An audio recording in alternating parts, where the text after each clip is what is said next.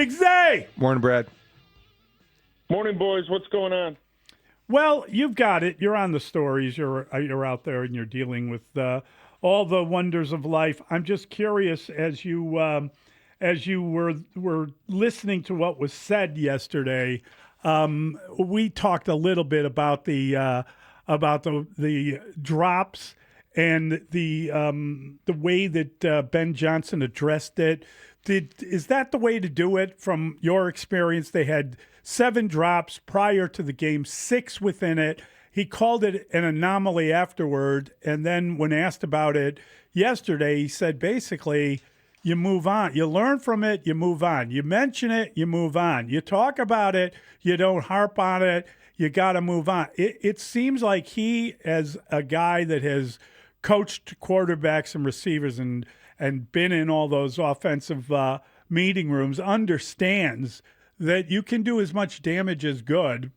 You got to correct some things, but you can't obsess over it.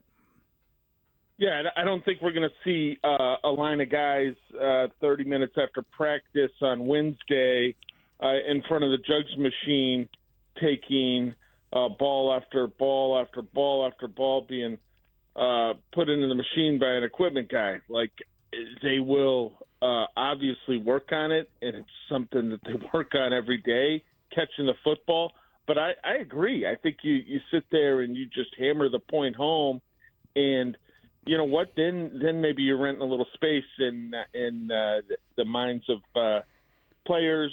Or they're worried in the back of their mind about failure and not focused on success. So they won the football game despite the drops.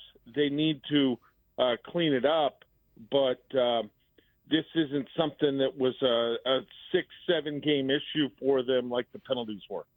So when you look at their defense, I think the biggest problem right now as we sit here awaiting the Vikings is the secondary.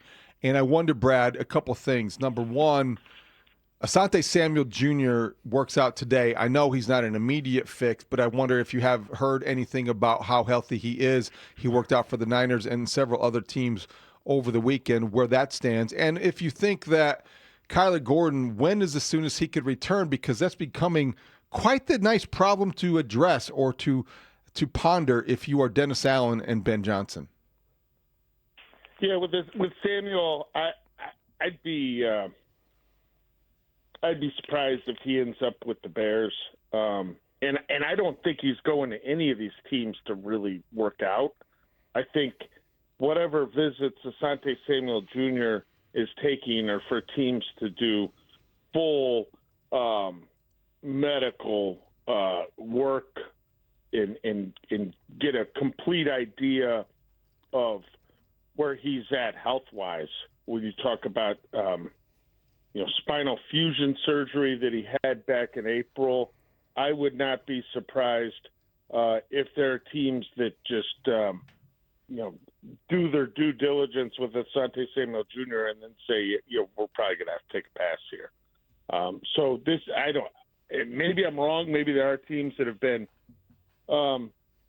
working them out, and they bring in a couple receivers, and they've got some quarterback who does occasional workouts around the league, and they're having him cover some guys. You know what he looks like when he's healthy.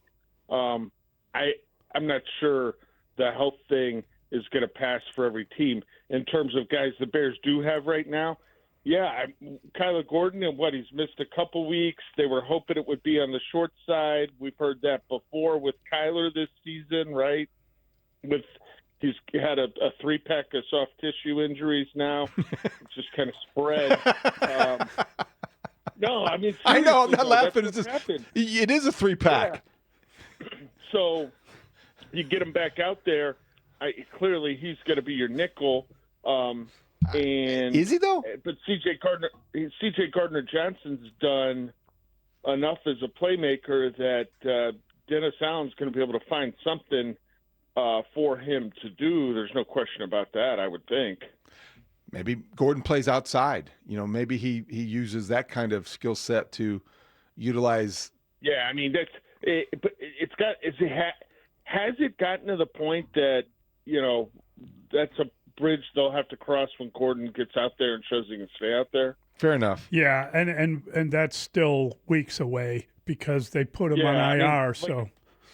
When you talk about questions for this defense, I'm looking at this matchup, and they've got to stop the run. If they could stop the run and put pressure on J.J. McCarthy, I think they've got a really good opportunity, and that's kind of what happened in the first meeting, and it didn't work out for them. But you look at the sack rate that the Vikings have and some of the issues that JJ's had, being inconsistent as a young quarterback, find a way to slow down or stop that Minnesota running game and then force McCarthy into difficult passing situations, second and longer, third and long, and then get after him with a pass rush for the Bears that's been a little bit better for going on about 4 weeks now.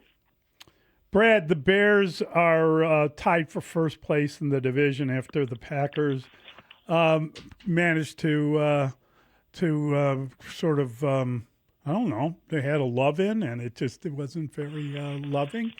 Fangio got after him. Oh my God, did he get after him? But it was a really poor performance for the Packers, and you wonder if the Flower could get in trouble before this is all said and done, because I think they thought they were going to the Super Bowl.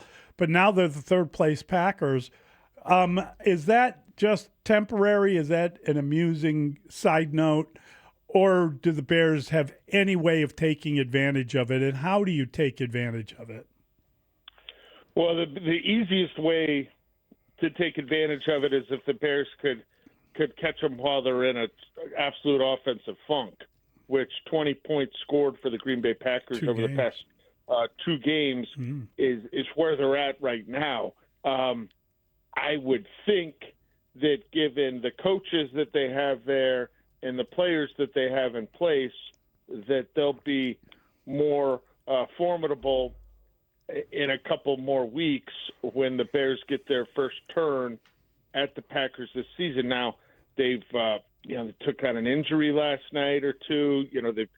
They're having to deal with some attrition issues like all the other teams, but I would think that improves. And it's one thing to see Fangio with some shiny new toys that he is able to talk the boss in Philadelphia, Howie Roseman, into going out and purchasing, shut down that offense. It would be, I think, another thing for the Bears with their current construction to put together that kind of effort against Green Bay. Jalen Phillips had a night. The first game for the Eagles, third-round pick, that guy had an impact immediately, and that's the kind of thing you're talking about. Yeah. Well, did you hear what, it was like Jalen Phillips wanted to go nowhere but to Philadelphia. Yeah. If you listened to his comments, so he clearly had a level of appreciation for Fangio, who he was the one of the few Dolphins that did enjoy Vic's brief tenure in Miami, because you had so many of them that were bitching and moaning publicly after Fangio departed, and he's done all right for himself in Philadelphia and pretty much every other stop. Yeah, it's pretty extraordinary how well he has done everywhere he's been, and I don't blame a guy for wanting to go back to a defensive coordinator who's getting a lot out of you. That's a great comment on your part. I do wonder, the Bears apparently did look at a corner from New Orleans and didn't make a move on that. Obviously, they brought a guy in for 16 plays, which if he can do 16 this week, he'll top his total from his time in Cleveland. And Joe, God, his name just left me. Tryon Shawinka. Tryon Shawinka. When you look at that sort of thing, Brad, did the Bears do enough? Yeah, I think they're hoping to get healthier in the secondary, right? And it's not coming this week, and maybe not the week after, but they do have guys arriving. Maybe they look at Alontae Taylor with the Saints because of again time spent with Dennis Allen. But that's another player on an expiring contract, and so you're going out, you're bringing in a guy like that, whatever the price tag is that they have in New Orleans for him, you're paying it, and what do you have? What are you giving up? Like you're getting a half-season rental for a team that has done quite well, considering I think expectations for this season is in the mix for the playoffs. But do you really what was the price tag, and where do you draw the line on a rental with being realistic about who you are and where you're going, not just in 2025, but 26 and 27. Brad, we're halfway through the season, just a little bit past that point. In what way do you think that Ben Johnson has had the biggest impact on this football team? I mean, offensively, I think it's been huge, but I think the presence he had from day one, that there were gonna be high standards, and guys were gonna be expected to meet him, and if they had trouble with that, they'd go out and get new guys that could meet him. It was just this kind of energy and focus, and he's kind of just unrelenting. It's been impressive, and he's got buy-in throughout the building, not just in the locker room. And I think you look at where they're at right now, 6-3. It's a team that's operating with belief now. I mean, this team really hasn't had belief since 2018. They're a little bit of nice start in 2020, and then it kind of fell off. So he's been just super impressive in setting standards and being unwavering in the idea that they're going to go out and they're going to maintain them. Brad, it sounded yesterday like the coach is talking about a lot more playing time, about a lot more usage for Burden the third, and that's correct. Luther Burden has been excellent. If you look at the numbers, he's caught everything thrown his way, and he's done a very good job gaining yards, etc. Olamide Zacchaeus, is he in trouble in that scenario? Are they going to try to get the ball more to DJ Moore? How is he physically coming out of that game? It looked like he's been getting knocked all over the place. The other thing is, whenever he talks about Darnell Wright, you can't help but wonder why in the name of God they drafted Ozzie Trapillo. I mean, he can only play one side, apparently. He hit the rookie wall in training camp trying to learn left tackle. What do you do with him long term if you're calling the guy ahead of him a unicorn? Let's dive into the Burden situation and Luther Burden's playing time to start with. Season high 33 snaps this past game against the Giants, and he had been averaging 17 and a half snaps a game over his previous 4 full games. That doesn't count week 8 at Baltimore when he suffered the concussion. So his playing time almost doubled against New York. And I asked myself, okay, well, why is that? Is it taking snaps from OZ? Where are the snaps coming from? And I think it was probably more of some injury management with Rome, who had been 95% or more of snaps in a lot of recent ball games.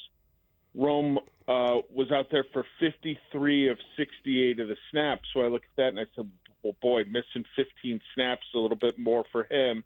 are they managing the heel injury that he had? And then DJ Moore, who we know got dinged up with the shoulder injury during the game, he was out for 26 snaps. So I think that's probably more where the extra work came for Burden than necessarily taking him from OZ, who had 39 snaps.